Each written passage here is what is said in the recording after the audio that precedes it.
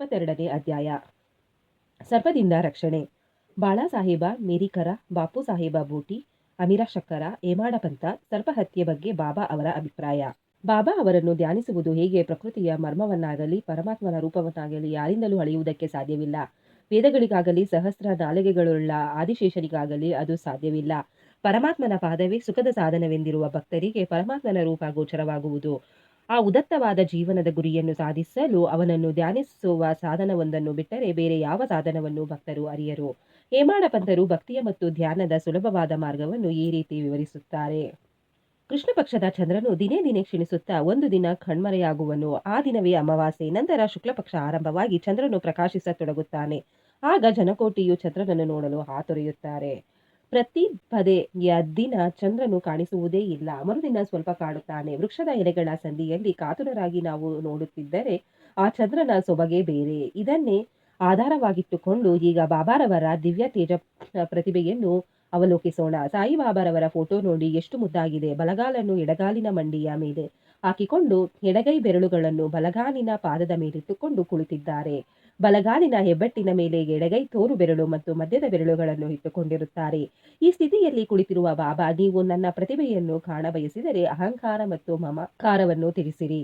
ತೋರು ಬೆರಳು ಮತ್ತು ಮಧ್ಯದ ಬೆರಳು ಇವುಗಳ ಮಧ್ಯೆ ಕಾಣುವ ಬಲಗಾಲಿನ ಹೆಬ್ಬೆಟ್ಟಿನ ಮೇಲೆ ನಿಮ್ಮ ಚಿತ್ತವಿಟ್ಟು ಧ್ಯಾನಿಸಿರಿ. ಆಗ ನಿಮಗೆ ಪ್ರತಿಭೆಯ ಅರಿವಾಗುತ್ತದೆ ಎಂದು ಹೇಳುವಂತಿದೆ. ಆ ನೋಟದ ವೈಖರಿ, ಇದೇ ಭಕ್ತಿ ಮಾರ್ಗದ ಸುಲಭ ಸಾಧನ. ಈಗ ಬಾಬಾರವರ ಜೀವಿತವನ್ನು ನೋಡೋಣ. ಬಾಬಾರವರು ಅಲ್ಲಿ ವಾಸ್ತವ್ಯ ಮಾಡಿದ ಮೇಲೆ ಶಿರಡಿಯು ಒಂದು ದೊಡ್ಡ ಯಾತ್ರಾ ಸ್ಥಳವಾಯಿತು. ದೇಶದ ಮೂಲೆ ಮೂಲೆಗಳಿಂದ ಭಕ್ತರು ಬಂದು ಮಸೀದಿಯಲ್ಲಿ ನೆರೆಯುತ್ತಿದ್ದರು. ಬಡವ ಬಲ್ಲಿದರೆಂಬ ಭೇದವೇ ಇರಲಿಲ್ಲ. ಬಾಬಾರವರ ಅಪರಿಮಿತವಾದ ಪ್ರೀತಿ, ಅವರ ಅತ್ಯಾಶ್ಚರ್ಯಕರವಾದ ಜ್ಞಾನ ಸಂಪತ್ತು, ಅಂತರಮಿತ್ವ ಇವುಗಳನ್ನು ಬಣ್ಣಿಸಲು ಯಾರು ಶಕ್ತರು? ಇವೆಲ್ಲದರ ಅನುಭವ ಪಡೆದಿರುವವರೇ ಧನ್ಯರು. ಕೆಲವು ಸಾರಿ ಬಾಬಾರವರು ಮೌನವನ್ನು ಧರಿಸಿ ಪರಬ್ರಹ್ಮನನ್ನು ಆರಾಧಿಸುತ್ತಿದ್ದರು. ಕೆಲವು ಸಾರಿ ಜಾಗೃತೋತ್ಸವಸ್ಥೆಯಲ್ಲಿ ಭಕ್ತರೊಡನೆ ಕಲಿಯುತ್ತಿರುತ್ತಿದ್ದರು.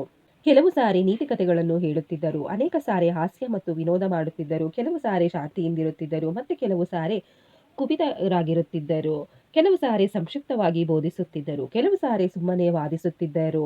ಅನೇಕ ಸಾರಿ ಸರಳವಾಗಿರುತ್ತಿದ್ದರು. ಭಕ್ತರಿಗೆ ಅನುಗುಣವಾದ ವಿವಿಧೋಪದೇಶ ನೀಡುತ್ತಿದ್ದರು. ಆದ್ದರಿಂದ ಅವರು ಜೀವನವು ನಮ್ಮ ಬುದ್ಧಿ, ಮಾತು ಮತ್ತು ದೃಷ್ಟಿಗೆ ಮೀರಿದದ್ದಾಗಿತ್ತು. ಅವರನ್ನು ನೋಡಬೇಕೆಂಬ ಬಯಕೆ, ಮಾತನಾಡಿಸಬೇಕೆಂಬ ಬಯಕೆ ಇವುಗಳಿಗೆ ತೃಪ್ತಿಯೇ ಇಲ್ಲ. ಆದರೂ ಭಕ್ತರು ಪರಮಾನಂದ ಭರಿತರಾಗಿದ್ದರು. ಮಳೆಯ ಹನಿಗಳನ್ನು ಎಣಿಸಬಹುದು, ಗಾಳಿಯನ್ನು ಚರ್ಮದ ಚೀಲದಲ್ಲಿ ಕಟ್ಟಿಡಬಹುದು, ಆದರೆ ಬಾಬಾರವರ ಲೀಲೆಗಳನ್ನು ಅಳತೆ ಮಾಡಲು ಸಾಧ್ಯವಿಲ್ಲ. ಸಾಯಿಬಾಬಾ ಭಕ್ತರ ವಿಪತ್ತುಗಳನ್ನು ಹೇಗೆ ನಿರೀಕ್ಷಿಸುತ್ತಿದ್ದರು ಮತ್ತು ಅವುಗಳಿಂದ ಅವರನ್ನು ಹೇಗೆ ಪಾರು ಮಾಡುತ್ತಿದ್ದರು ಎಂಬ ವಿಚಾರವನ್ನು ಈಗ ಪರೀಕ್ಷಿಸೋಣ. ಬಾಳಾಸಾಹೇಬ ಬೇರಿಕರ. ಸರದಾರ ಕಾಕಾ ಸಾಹೇಬ ಬೇರಿಕರರ ಮಗ ಬಾಳಾಸಾಹೇಬರು ಚಿತಳಿಗೆ ಪ್ರಯಾಣ ಮಾಡುತ್ತಿದ್ದರು. ದಾರಿಯಲ್ಲಿ ಹಾಗೆಯೇ ಶಿರಡಿಗೆ ಬಂದು ಬಾಬಾರವರ ದರ್ಶನವನ್ನು ಪಡೆದು ಯೋಗಕ್ಷೇಮವನ್ನು ವಿಚಾರಿಸಿದರು. ಆಗ ಬಾಬಾರವರು, ನಮ್ಮ ದ್ವಾರಕಾಮಾಯಿ ನಿನಗೆ ಗೊತ್ತಿದೆಯೇ ಎಂದು ಕೇಳಿದರು. ಮೇರಿಕರರಿಗೆ ಅರ್ಥವಾಗಲಿಲ್ಲ. ಸುಮ್ಮನೆ ಕುಳಿತರು. ಪುನಃ ಬಾಬಾರವರು ಮುಂದುವರೆದು, ನೀನು ಈಗ ಕುಳಿತಿರುವುದೇ ದ್ವಾರಕಾಮಾಯಿ. ಅವಳು ತನ್ನ ತೊಡೆಯ ಮೇಲೆ ಕುಳಿತಿರುವ ಮಕ್ಕಳ ಅಪಾಯಗಳೆಲ್ಲವನ್ನೂ ದೂರ ಮಾಡುತ್ತಾಳೆ. ಈ ಮಾತೆಯು ದಯಾಮಯಳು. ಅವಳ ಭಕ್ತರಿಗೆ ಯಾವ ಕಷ್ಟಗಳೂ ಬರುವುದಿಲ್ಲ. ಅವಳ ತೊಡೆಯ ಮೇಲೆ ಕುಳಿತರೆಂದರೆ ಸಾಕು, ಅವರ ತೊಂದರೆಗಳು ನಿವಾರಣೆಯಾದಂತೆಯೇ. ಅವಳ ನೆರಳಿನಲ್ಲಿ ಆಶ್ರಯ ಪಡೆದವರು ಆಶೀರ್ವಾದ ಪಡೆದಂತೆಯೇ ಎಂದು ಹೇಳಿದರು. ನಂತರ ಅವರಿಗೆ ಉದಿಯನ್ನು ಕೊಟ್ಟು ಅವರ ಮಸ್ತಕದ ಮೇಲೆ ಅಭಯ ಹಸ್ತವನ್ನಿಟ್ಟು ಆಶೀರ್ವದಿಸಿದರು. ಮೆರಿಕರು ಇನ್ನೇನು ಹೊರಡುವುದರಲ್ಲಿದ್ದರು. ಆಗ ಬಾಬಾ ಅವರು ಪುನಃ, ಲಂಬೋಬಾವು ನಿನಗೆ ಗೊತ್ತಿದೆಯೇ ಎಂದು ಕೇಳಿದರು. ಲಂಬೋಬಾವು ಎಂದರೆ ಸರ್ಪ. ನಂತರ ತಮ್ಮ ಎಡಗೈ ಮುಷ್ಟಿಯನ್ನು ಸರ್ಪದಂತೆ ಅಲ್ಲಾಡಿಸುತ್ತಾ, ಅವನು ಬಹಳ ಭಯಂಕರನು, ಆದರೆ ದ್ವಾರಕಾಮಯಿ ಅವರನ್ನು ಕಾಪಾಡುತ್ತಿರುವಾಗ ಸರ್ಪ ಏನು ಮಾಡಬಲ್ಲದು ಎಂದು ಹೇಳಿದರು. ಅಲ್ಲಿದ್ದವರೆಲ್ಲರೂ ಬಾಬಾರವರ ಈ ಮಾತಿನ ಅರ್ಥ ತಿಳಿಯಲು ಕಾತುರರಾಗಿದ್ದರು. ಆದರೆ ಬಾಬಾ ಅವರನ್ನು ಕೇಳುವ ಧೈರ್ಯ ಯಾರಿಗೂ ಇರಲಿಲ್ಲ.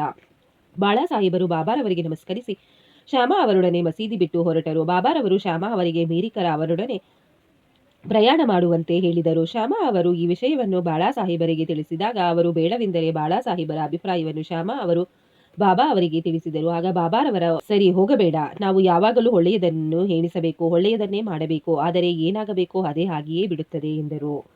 ಸ್ವಲ್ಪ ಕ್ಷಣದಲ್ಲಿಯೇ ಬಾಳಾಸಾಹೇಬರು ಪುನಃ ಯೋಚಿಸಿ ಶ್ಯಾಮಾ ಅವರನ್ನು ಕರೆದು ಅವರು ತಮ್ಮ ಜೊತೆಗಲ್ಲೇ ಬರಬಹುದೆಂದರು. ಆ ಶ್ಯಾಮಾ ಇದನ್ನು ಬಾಬಾ ಅವರಿಗೆ ತಿಳಿಸಿ ಅವರ ಅನುಜ್ಞೆ ಪಡೆದು ಬಾಳಾಸಾಹೇಬರ ಸಂಗಡ ಹೊರಟರು.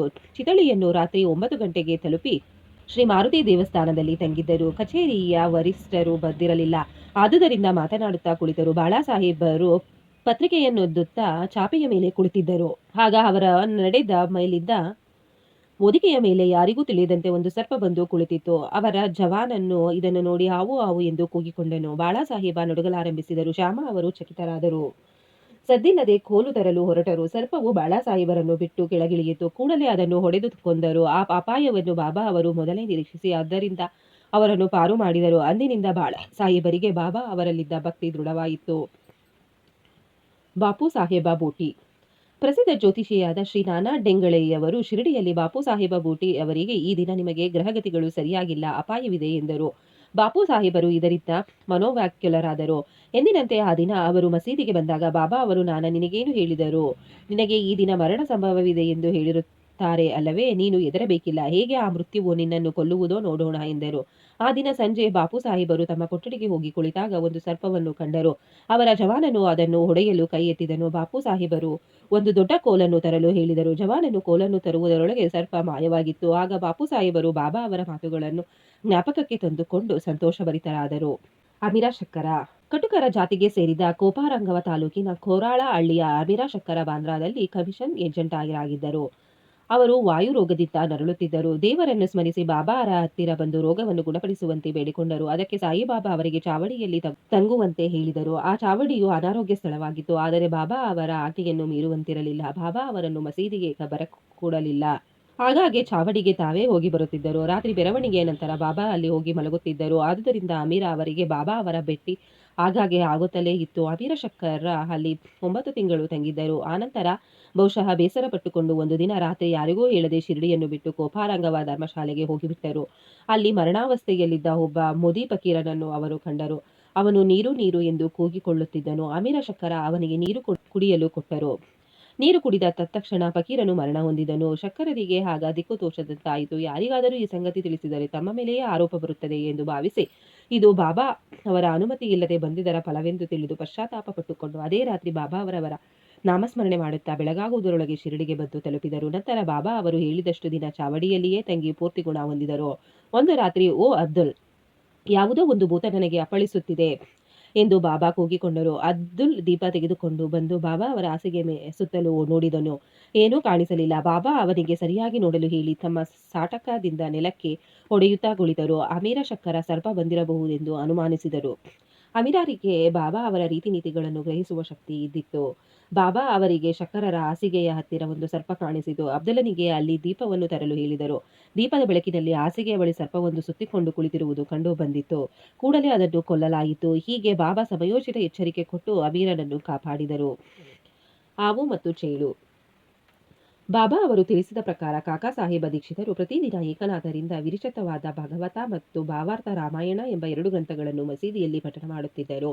ತಮ್ಮ ಮಾತೆಯ ಅನುಜ್ಞೆಯಂತೆ ಶ್ರೀರಾಮನ ಮಹತ್ವವನ್ನು ಪರೀಕ್ಷಿಸಿದ ಭಾಗವನ್ನು ಅವರು ಹೇಳುತ್ತಿದ್ದಾಗ ಶ್ರೋತೃಗಳು ಮುಗ್ಧರಾಗಿದ್ದರು. ಅವರಲ್ಲಿ ಹೇಮಾಡ ಪಂತರು ಒಬ್ಬರಾಗಿದ್ದರು. ಆಗ ದೊಡ್ಡ ಚೇಳೊಂದು ಅದು ಎಲ್ಲಿಂದ ಬಂದಿತೋ ತಿಳಿಯದು ಹೇಮಾಡ ಪಂತರ ನಡೆದ ಮೇಲೆ ಬಂದು ಕುಳಿತಿತ್ತು. ಮೊದಲು ಅದು ಅವರಿಗೆ ಗೊತ್ತಾಗಲೇ ಇಲ್ಲ. ಪರಮಾತ್ಮನ ಲೀಲೆಗಳನ್ನು ಕೇಳುತ್ತಿರುವವರನ್ನು ಪರಮಾತ್ಮನೇ ರಕ್ಷಿಸುವನಾಗಿದ್ದರಿಂದ ಅವರಿಗೆ ಚೇಳು ಕುಳಿತಿರುವುದು ಹೇಗೋ ತಿಳಿಯಿತು. ಅದು ಸಹ ಕಥೆಯನ್ನು ಶ್ರವಣ ಮಾಡುತ್ತಿರುವಂತೆ ಕಾಣುತ್ತಿತ್ತು.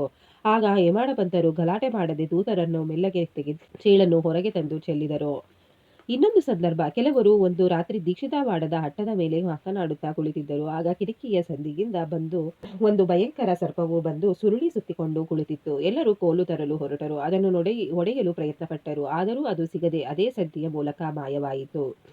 ಬಾಬಾ ಅವರ ಅಭಿಪ್ರಾಯ. ಆಗ ಮುಕ್ತರಾಮವೆಂಬ ಭಕ್ತನು ಅದು ತಪ್ಪಿಸಿಕೊಂಡು ಹೋಗಿರುವುದು ಒಳ್ಳೆಯದಾಯಿತೆಂದು ಹೇಳಿದರು. ಅದಕ್ಕೆ ಹೇಮಾಡ ಪಂತರು ಸರ್ಪಗಳನ್ನು ಕೊಲ್ಲುವುದು ಸರಿ ಎಂದು ವಾದಿಸಿದರು. ಹೀಗೆ ಚರ್ಚೆ ಬಿರುಸಾಗ ನಡೆಯಿತು. ಕೊನೆಗೆ ಎಲ್ಲರೂ ತಮ್ಮ ತಮ್ಮ ಮನೆಗೆ ಹಿಂತಿರುಗಿದರು. ಮರುದಿನ ಬಾಬಾ ಮಸೀದಿಯಲ್ಲಿ ಕುಳಿತಾಗ ನಿನ್ನೆ ರಾತ್ರಿ ವಾಡಾದಲ್ಲಿ ಯಾವ ಚರ್ಚೆ ನಡೆಯಿತು ಎಂದು ಕೇಳಿದರು. ಅವರಿಗೆ ವಿಷಯ ತಿಳಿಸಿದಾಗ ಬಾಬಾ, ಚೇಳುಗಳೇ ಇರಲಿ ಸರ್ಪಗಳೇ ಇರಲಿ, ಭಗವಂತನು ಎಲ್ಲಾ ಪ್ರಾಣಿಗಳಲ್ಲಿಯೂ ಜೀವಿಸಿರುತ್ತಾನೆ. ಅವನೇ ಪ್ರಪಂಚದ ಸೃಷ್ಟಿ ಸ್ಥಿತಿ ಲಯಗಳಿಗೆ ಕಾರಣನು. ಸಕಲ ಜೀವರಾಶಿಗಳು ಅವನ ಆಜ್ಞೆಯನ್ನು ಪಾಲಿಸಲೇಬೇಕು. ಇವಲ ಇಚ್ಛೆ ಇಲ್ಲದೆ ಯಾರೂ ಇತರರಿಗೆ ಕೆಡಕು ಮಾಡಲು ಸಾಧ್ಯವಿಲ್ಲ. ಇಡೀ ಪ್ರಪಂಚ ಅವನ ಆಶ್ರಿತ. ಯಾರೂ ಸ್ವತಂತ್ರರಲ್ಲ. ಆದುದರಿಂದ ನಾವು ಸಕಲ ಪ್ರಾಣಿಗಳಲ್ಲಿಯೂ ಪ್ರೀತಿ ಮತ್ತು ದಯೆ ತೋರಿಸಬೇಕು. ಅವುಗಳನ್ನು ವಿನಾಕಾರಣ ಕೊಲ್ಲುವುದನ್ನು ಬಿಡಬೇಕು. ದೇವರೇ ಸರ್ವರಕ್ಷಕ ಎಂದು ಉಪದೇಶಿಸಿದರು. ಶ್ರೀ ಸಾಯಿ ಪ್ರಣಾಮ. ಈ ಅಧ್ಯಾಯವನ್ನು ಕೇಳಿದ ನಿಮ್ಮೆಲ್ಲರಿಗೂ ಆ ಸಾಯಿಬಾಬಾ ಒಳ್ಳೆಯದನ್ನು ಮಾಡಲಿ. ಶ್ರೀ ಸಾಯಿ ಪ್ರಣಾಮ.